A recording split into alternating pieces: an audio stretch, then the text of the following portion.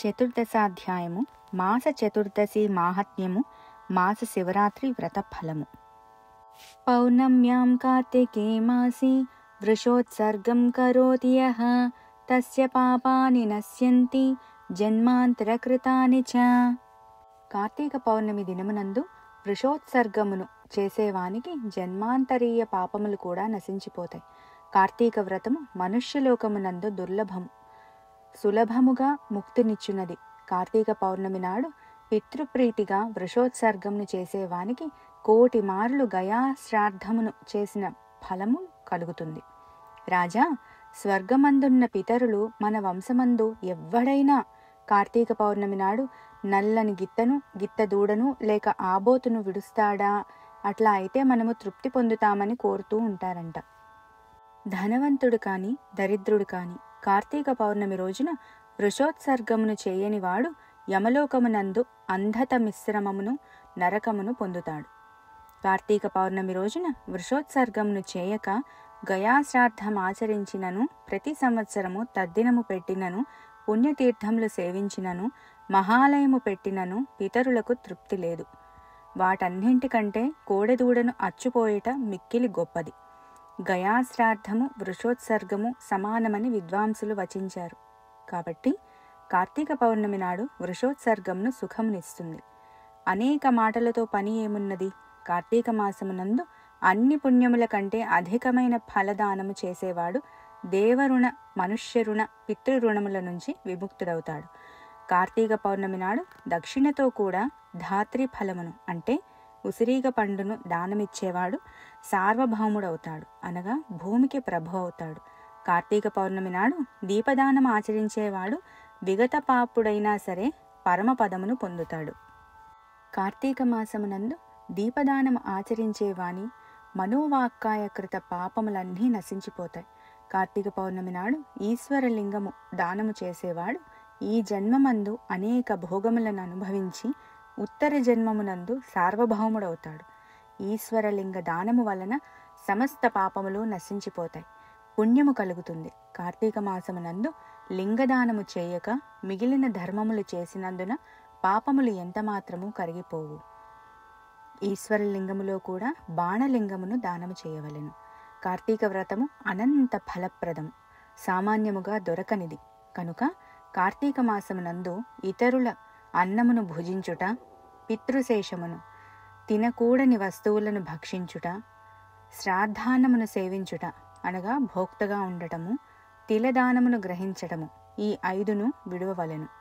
కార్తీక మాసమునందు సంఘాన్నమును, శూద్రాన్నమును, దేవార్చకుల అన్నమును, అపరిశుద్ధాన్నమును, కర్మలను విడిచిపెట్టిన వాని అన్నమును, విధవాన్నమును భుజించకూడదు.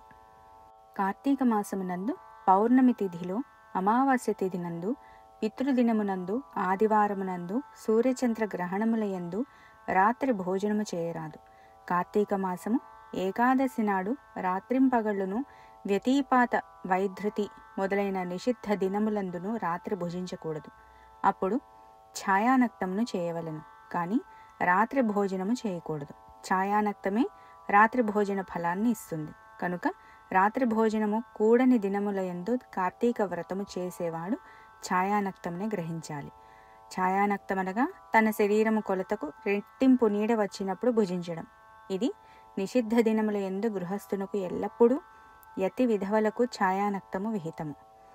సమస్త పుణ్యములను ఇచ్చే కార్తీక మాసమునందు నిషిద్ధ దినములయందు భుజించువాని పాపములు అనంతములవుతాయి. ఆ పాప విస్తారము నేనెట్లా చెప్పగలను? చెప్పడానికి కూడా అశక్తుడను.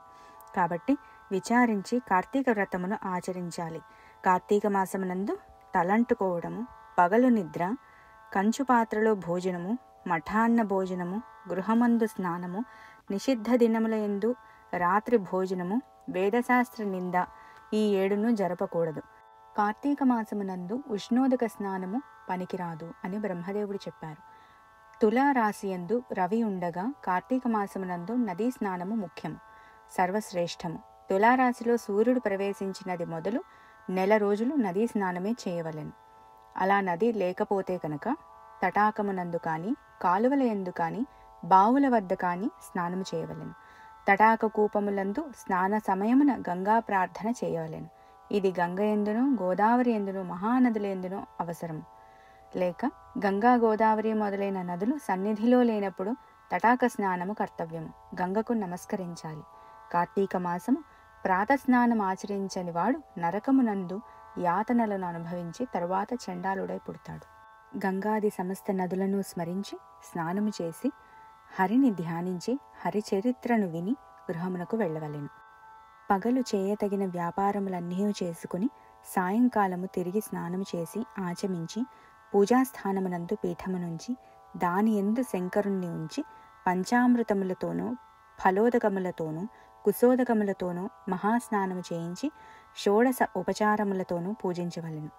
షోడశోపచార పూజలో శంకరాయ ఆవాహనం సమర్పయామి, వృషధ్వజాయ ధ్యానం సమర్పయామి, గౌరీప్రియాయ పాద్యం సమర్పయామి, లోకేశ్వరాయ అర్ఘ్యం సమర్పయామి, రుద్రాయ ఆచమనీయం సమర్పయామి, గంగాధరాయ స్నానం సమర్పయామి, ఆసాంబరాయ వస్త్రం సమర్పయామి, జగన్నాథాయ ఉపవీతం సమర్పయామి, కపాలధారిణి గంధం సమర్పయామి, ఈశ్వరాయ అక్షతాన్ సమర్పయామి, పూర్ణగుణాత్మనే పుష్పం సమర్పయామి, తేజోరూపాయ దీపం సమర్పయామి, లోకరక్షకాయ నైవేద్యం సమర్పయామి, లోకసాక్షిణే తాంబూలం సమర్పయామి, భవాయ ప్రదక్షిణం సమర్పయామి, కపాలినే నమస్కారం సమర్పయామి.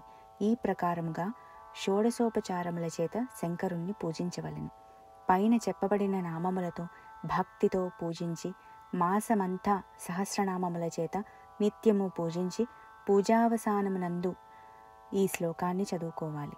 పార్వతీకాంత దేవేశ పద్మజార్చాంఘ్రి పంకజ ఆర్ఘ్యం గృహాణ దైత్యారే దత్తం చేదముమాపతే అనే మంత్రముతో అర్ఘ్యమునివ్వాలి.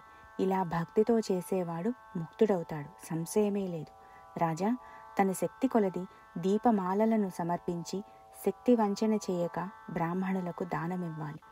ఈ ప్రకారము కార్తీక మాసమంతా బ్రాహ్మణులతో కూడి నక్తవ్రతమును చేసేవాడు 1000 సోమయాగములు, 100 వాజపేయ యాగములు, 1000 అశ్వమేధ యాగములు చేసిన ఫలమును పొందుతారు.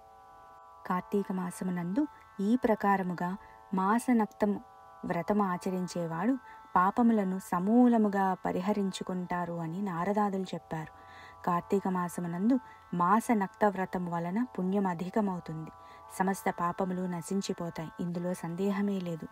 కార్తీక మాసమున చతుర్దశి తిథియందు పితృప్రీతి కొరకు బ్రాహ్మణునకు భోజనము పెట్టిన ఎడల పితరులందరూ తృప్తి నందుతారు. కార్తీక మాసంలో శుక్ల చతుర్దశి యందు ఔరసపుత్రుడు తిలతర్పణమాచరించిన ఎడల పితృలోకస్థులైన పితరులు తృప్తి నొందుతారు. కార్తీక మాసం నందు చతుర్దశి నాడు ఫలదానమును ఆచరించేవానికి సంతతికి విచ్ఛేదములు కలుగుతుంది, సందేహమే లేదు. కార్తీక మాసం నందు చతుర్దశి నాడు ఉపవాసము ఆచరించి శంకరుణ్ణి ఆరాధించి తిలదానము చేసేవాడు కైలాసమునకు ప్రభు అవుతాడు. సమస్త పాపములను పోగొరినటువంటిదైనది, సమస్త పుణ్యములను వృద్ధిపరచునది అయిన కార్తీక వ్రతమును చేసేవాడు విగత పాపుడై మోక్షమును పొందుతాడు. పవిత్రకరమైన ఈ అధ్యాయమును భక్తితో వినేవారు సమస్త పాతకములకు ప్రాయశ్చిత్తము చేసుకున్నవారవుతారు. इति श्री स्कांदपुराणे कार्तिकमाहात्म्ये 14 अध्यायः समाप्तः।